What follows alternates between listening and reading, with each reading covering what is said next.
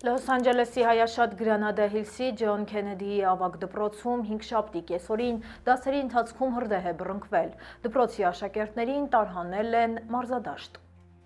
Բարեբախտաբար տուժածներ չկան։ Կրակը բռնկվել է 5 գրադարանի վերանորոգման փուլում գտնվող շենքի տանիքի վրա։ Հայտնի է, որ կրակը չի տարածվել եւ ոչ մի այլ շինություն եւ ենթահամակարգ չի տուժել։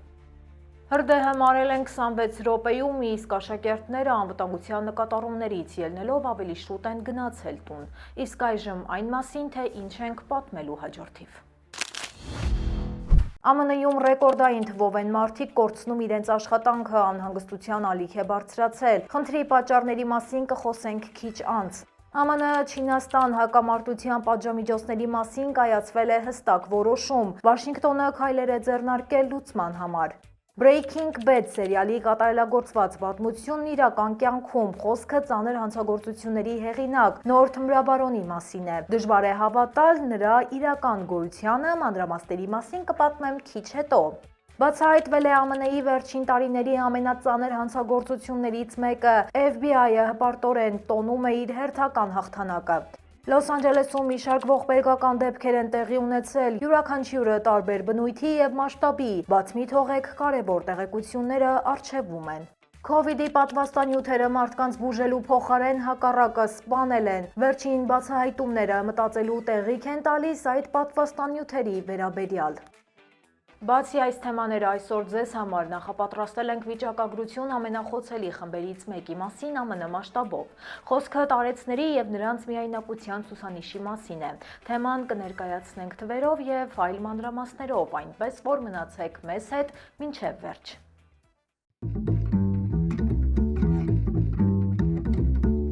Բարև ձեզ, դուք միացել եք Glendale News-ին, ես Լենա Կարապետյանն եմ եւ ինչպես միշտ ձեզ կներկայացնեմ Ամերիկայում տեղի ունեցող ամենաքննարկվող ու կարևոր թեմաների եւ իրադարձությունների մասին։ Ձեր ակտիվությունը մեզ համար շատ կարևոր է։ Մենք կարդում ենք ձեր բոլորի մեկնաբանությունները եւ շնորհակալ ենք յուրաքանչյուր լայքի եւ կոմենտի համար։ Անցնենք այսօրվա կարևոր թեմաներին։ Այս տարի Ամերիկայում շատ մարդիկ կորցրել են իրենց աշխատանքը։ Վերջին տվյալներով արդեն ավելի քան 1.1 միլիոն աշխատող է հայտնվել կրճատման վտանգի տակ։ Նման բան չէր եղել 2020 թվականից հետո, երբ համավարակը կանգնեցրեց տնտեսությունը։ Միայն նոյեմբերին ընկերությունները հայտարարել են 71,000-ից ավելի աշխատատեղերի կրճատման մասին։ Դա անցած տարվա նոյեմբերի համեմատ շատ ավելի բարձր ցուցանիշ է։ Ամենաշատ կրճատումները արվել են տեխնոլոգիական, հեռահաղորդակցության եւ սննդարդյունաբերության ոլորտներում։ Օրինակ, հեռահաղորդակցության Verizon ընկերությունը նոյեմբերին կրճատել է 13,000 աշխատատեղ։ ԱՄՆ պաշտպանության նախարարությունը որոշել է ժամանակավորապես դադարեցնել Չինաստանի պետական անվտանգության նախարարության նկատմամբ նախատեսված պատժամիջոցների կիրառումը։ Չնայած այս որոշմանը, Վաշինգտոնը Պեկինին շարունակում է մեղադրել լայնածավալ կիբերհետախուզական գործողություններ իրականացնելու մեջ։ Պաշտոնյաները բացատրում են, որ Վաշինգտոնը չի ցանկանում խաթարել վերջերս ձևավորված առևտրային խաղաղությունը եւ խուսափում է ցանկացած քայլից, որը կարող է սրել հարաբերությունները։ Այս նույն տրամաբանությամբ ԱՄՆ-ն հրաժարվել է նաեւ Չինաստանի նկատմամբ խիստ արտահանման սահմանափակումներից։ Քննադատները պնդում են, որ Վաշինգտոնը առևտրային շահը գերադասում է ազգային անվտանգությունից, սակայն վարչակազմը դա ներկայացնում է որպես հավասարակշռված մոտեցում, փորձելով միաժամանակ պահել թե տնտեսական թե ռազմավարական շահերը։ Ֆլորիդայի ոստիկանությունը առգրավել է շուրջ 41 տոննա ապօրինի նյութեր եւ ռազմական մակարդակի զենքեր, կալանավորելով բազմիցս դատված մի հանցագործի, որի գործողությունները պաշտոնյաների ձևակերպմամբ Breaking Bad սերիալի կատարելագործված տարբերակն է հիշեցնում։ Պարզաբանելով ասեմ, որ այդ հեռուստասերիալում քիմիայի ուսուցիչը հանգամանքների բերումով վերածվում է խոշոր թմրաբարոնի։ 26-ամյա հանցագործին առաջադրվել է 36 մեղադրանք, առաջին անգամ նա ձերբակալվել է 17 տարեկանում եւ 2 տարի անցկացրել բանտում։ Հետաքննությունը սկսվել է սեպտեմբերին, երբ դաշնային գործակալները գաղտնի գնորդի միջոցով նրա մոտից ձեռք են բերել ապօրինի պատրաստված թմրանյութեր։ Վաճառքի ընթացքում մեղադրվողը գործակալներին տարել է իր բիզնես տարածք, որտեղ ըստ ոստիկանության արտադրվում էին ուժով մորֆինին մոտ 13 անգամ գերազանցող նյութեր։ էր։ Դաշնային դատախազը ասել է 26 տարեկանում նրան արդեն կարելի է անվանել սերիական հանցագործ։ Նա որևէ հարգանք չի ցուցաբերում մարդկային կյանքի նկատմամբ։ ԱՄՆ-ի գլխավոր դաշնային քննչական մարմինը ձերբակալել է 2021 թվականի հունվարի 5-ին Վաշինգտոնում դեմոկրատական եւ հանրապետական ազգային կոմիտեների շտաբերի մոտ տեղադրված ռումբերի գործով կասկածվող Բրայան Քոուլին։ Սա կարևոր առաջընթաց է մի քննության մեջ, որը գրեթե 5 տարի շարունակ անորոշ էր մնում։ Կասկածյալի ընտանիքի անդամները հրաժարվում են մեկնաբանություններից, հետաքննությունը տարիներ շարունակ ընթանում էր առանց արդյունքի։ Իրավական փորձագետ Գրեգ Ռոզենի խոսքով այս ձերբակալությունը վկայում է FBI-ի գործակալների համար եւ բարձրակարգ աշխատանքի մասին, անկախ քաղաքական ճնշումներից եւ ժամանակի գործոնից։ Լոս Անջելեսի մետրոյի կառավարման խորհուրդը հաստատել է Սան Պեդրոյից մինչև Լոնգ Բիչի օլիմպիական ջրային տաքսի նախագծի իրագործելիությունը։ Նախաձեռնության հեղինակը նշել է, որ ջրային տաքսին կնվազեցնի կամուրջների ծանրաբեռնվածությունը եւ հարմար փոխադրամիջոց կդառնա 2028-ի օլիմպիական խաղերի համար։ Նախագիծը դեռ հաջորդ փուլերով պետք է անցնի։ Պետք է գտնել ֆինանսական աղբյուրներն ու օպերատորներին։ Մոտ 6 ամսից արդյունքները կներկայացվեն գործակալությանը։ 43 էջանոց ուսումնասիրության մեջ ասվում է, որ 15 միլիոն հանդիսատեսի տեղաշարժի համար ջրային տաքսին կարող է զգալիորեն թեթևացնել ցամաքային տրանսպորտի վրա ճնշումը։ Վիսկոնսինի Գերագույն դատարանը արագացված ընթացակարգով կքննի կարևոր մի գործ, որը վերաբերում է նահանգային բանտերում ներգաղթյալների հնարավոր անօրինական կալանքին։ Հայցը ներկայացրել է Ամերիկայի քաղաքացիական ազատության միությունը։ Մեղադրող կողմը պնդում է, որ Վիսկոնսինի մի շարք բանտերում մարդկանց պահում են միայն այսի խնդրանքով, առանց դատական օրդերի, առանց մեղադրանքի, ինչը բնականաբար օրենքի խախտում է։ Գործը վերաբերում է 5 շրջանային ոստիկանության ղեկավարների, ովքեր համաձայնվել են այսի նման պահանջներին։ Դատարանը որոշել է գործը վերցնել անմիջապես վերին ատյանում, շրջանցելով ստորին դատարանների տարիներով տևող գործընթացը։ Սա նշանակում է, որ վերջնական վճիռը հնարավոր է արդեն 2026-ի կեսերին։ Ամերիկյան քաղաքացիական ազատությունների միությունը հայտարարել է, ժամանակն է դադարեցնել այսի պահանջով մարդկանց անօրինական կալանավորումը։ Հարավային Լոս Անջելեսում տեղի ունեցած պայթյունը ողբերգական ավարտ է ունեցել։ 84-րդ փողոցի վրա գտնվող տան բակում տեղի ունեցած հրավառության հետևանքով դեռահաս տղա է մահացել։ Վկաների խոսքով պայթյունը տեղի է ունեցել տան բակում երեկոյան ժամը 9-ի հատվածում։ Հրավառությունը անսպասելի պայթել է տղայի ձեռքում։ Տեղում նկարահանված կադրերում երևում է, որ պայթուցիկը եղել է 357 Magnum Cash Game տեսակի։ Նշեմ, որ այն արգելված է Կալիֆոռնիայում։ Անչափահասին տեղափոխել են հիվանդանոց, բայց բժիշկները չեն կարողացել փրկել նրա կյանքը։ Ոստիկանության պայթուցիկների վնասազերծման մասնագետները ժամանել են դեպքի վայր։ Հետաքննությունը շարունակվում է։ ԱՄՆ սննդի եւ դեղերի վարչության ղեկավարը հայտարարել է, որ իր կարծիքով Բայդենի վարչակազմը COVID-ի պատվաստումներից հետո միոկարդիտի, այսինքն սրտամկանի բորբոքման ռիսկերի մասին տվյալները գաղտնի է պահել։ Նա ասում է, որ ներքին ուսումնասիրությունները ցույց են տվել, որ հատկապես երիտասարդների մոտ եղել է լուրջ միոկարդիտի դեպքեր, բայց այդ տեղեկատվության մի մասը չի հրապարակվել։ Այս մեղադրանքները հայտնվել են այն բանից հետո, երբ դեղերի վարչության պատվաստանյութերի վերահսկման բաժնի ղեկավարը նշել է, որ իրենց ուսումնասիրության մեջ գրանցվել է առնվազն 10 երեխայի մահ, որոնք տեղի են ունեցել պատվաստումից հետո եւ դրա հետևանքով։ Միաժամանակ հիշեցվում է, որ միոկարդիտը արդեն պաշտոնապես ճանաչված, բայց շատ հազվադեպ ռիսկ է Pfizer-ի եւ Moderna-ի պատվաստանյութերի դեպքում եւ այդ մասին հրապարակային նախազգուշացումներ կան դեռևս 2021 թվականից։ Հրապարակված տեսանյութը ցույց է տալիս Վաշինգտոն նահանգի Walgreens դեղատուն ներխուժած հանցախմբի կողմից կատարված գողությունը։ Մինչև իրավապահների ժամանումը նրանք գողացված բեռնատարով փորձել են դուրս քաշել խանութի բանկոմատը։ Շերիֆի գրասենյակի տարածած կադրերում պարզ երևում է, թե ինչպես է բեռնատարը մի քանի անգամ ուժգին հարվածում խանութի պատին, կոտրում մուտքի դուռը եւ անվտանգության փականը։ Բախումների հետևանքով խանութը զգալի վնասներ է կրել։ Մինչև բեռնատարը մեծ արագությամբ հեռանում էր, հանցագործները փորձում էին բանկոմատը քարշ տալ։ Իրավապահները ահազանգ են ստացել գիշերը ժամը 3:30-ի սահմաններում։ Շերիֆի աշխատակիցները նշում են, որ հարձակումը նախապես պլանավորված է եղել եւ այժմ կասկածյալներին հայտնաբերելու համար իրականացվում են որոնողական աշխատանքներ։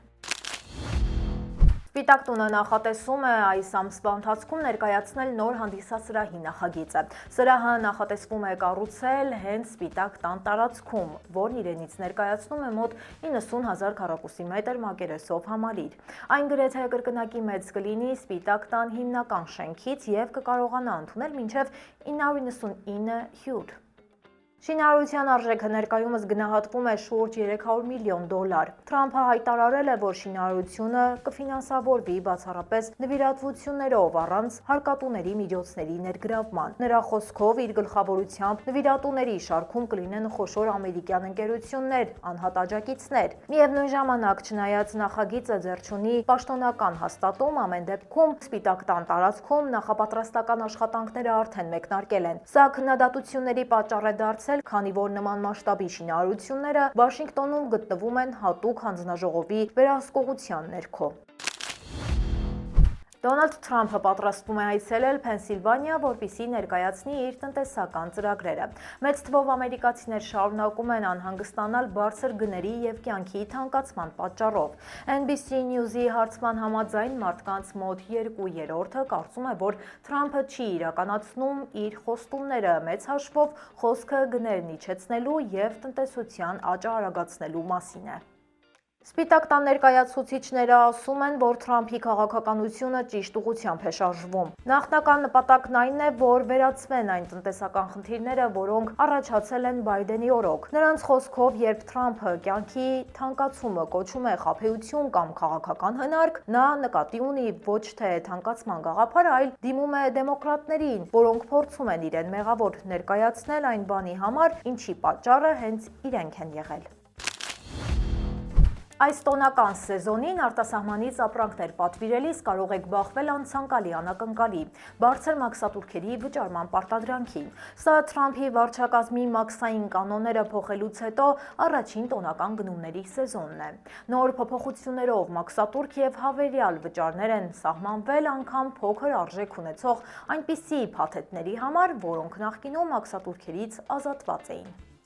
Օգոստոսի վերջից գործող նոր կանոնների արդյունքում գնորդները պարբերաբար բարձրաձայնել են անսպասելի մաքսատուրքերի մասին, սկսած գորգերից ու համակարգիչներից մինչև վիտամիններ։ ԱՄՆ-ազգային մանրածախ առևտրի ֆեդերացիան կանխատեսում է, որ այս տարի տոնական շրջանի վաճառքները կհաղթահարեն $1 տրիլիոն սահմանը։ Ակնկալվում է, որ միայն առցանց գնումները կհասնեն ռեկորդային $253.4 միլիարդ։ Այն գնորդները, որոնք նվերներ են պատվիրում արտասահմանից, դրանք տոնածառի տակ դնելուց առաջ պետք է նախապես պատրաստ լինեն մաքսատուրքերի վճարմանը։ Լոս Անջելեսի շրջանում ատելությունից դրդված հանցագործությունների թիվը 2024-ին գրանցել է ընդամենը 1% նվազում, մնալով պատմական բարձր մակարդակի վրա։ 1355 դեպք է գրանցվել, որը պատմության երկրորդ ամենաբարձր ցուցանիշն է։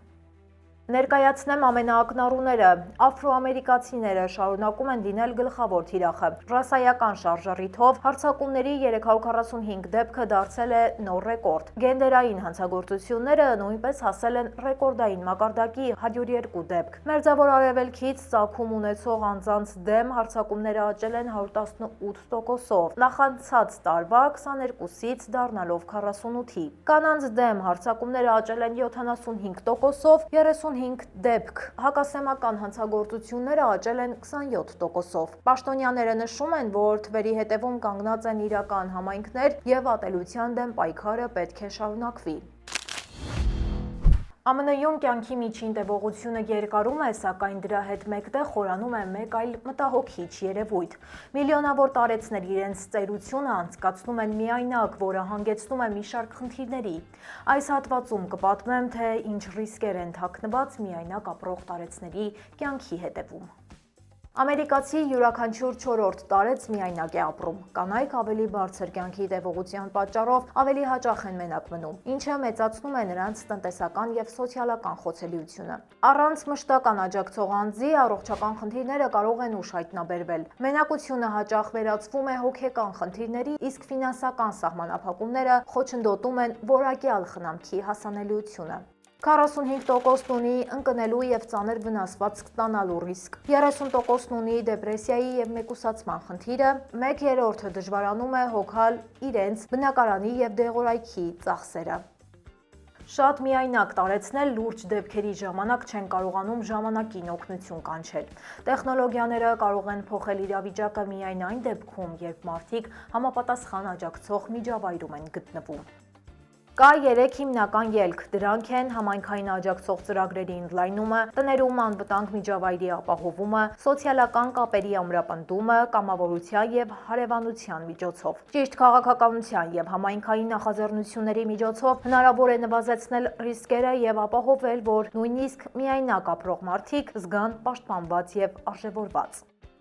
Միայնակ ապրող տարեցների խնդիրը սոսկ վիճակագրական տվյալ չէ, սա մարդկանց մասին է, ովքեր իրենց կյանքի վերջին փուլում կարող են մնալ խոցելի եւ անտեսված։ Հետևաբար պետությունն ու հասարակությունը միասին պետք է ապահովեն, որ միայնակությունը չդառնա վտանգ, այլ լինի ազատ ընտրություն արժանապատիվ կյանքի պայմաններում։ Այժմ եկեք տեսնենք, թե ինչ հետաքրքիր նորություններ եւ թեմաներ են հրապարակված մեր սոցիալական ցանցերում։ Լոս Անջելեսը պաշտոնապես դադարեցրել է ածուխով արտադրվող էլեկտրաէներգիայի օգտագործումը եւ պատրաստվում է գործարկել ԱՄՆ-ի առաջին խոշոր կայանը, որը միաժամանակ կօգտագործի բնական գազ եւ կանաչ ջրածին։ Քաղաքը շարժվում է դեպի 2035 թվականին ամբողջությամբ զրոյական արտանետումներով էներգետիկ համակարգ ունենալու իր նպատակին։ Նյու Յորքի Ռոքվելեր կենտրոնում տեղի ունեցել Սուրբ Ծննդյան ծառի 93-րդ հանդիսավոր լուսավորման արարողությունը։ 23 մետր բարձրությամբ եղևնին զարդարված է ավելի քան 50,000 լամպերով, իսկ գագաթին տեղադրված է 400 կիլոգրամանոց Սվարովսկի աստղ։ Եղևնին կշարունակի զարդարել քաղաքը մինչև հունվարի կեսը, այնուհետև փայտանյութը կօգտագործվի բարեգործական շինարարական ծրագրերում։ Հուսով եմ, որ հավանեցիք այսօրվա հաղորդումը։ Եթե դեռ չեք հասցրել դիտել մեր նախորդ հաղորդումը, կարող եք անցնել հենց այս հղումով եւ ծանոթանալ բոլոր մանրամասներին։ Այսօրվա համար պատրաստել ենք այսքանը, կհանդիպենք երկուշաբթի օրը, ինչպես միշտ 5:30-ին։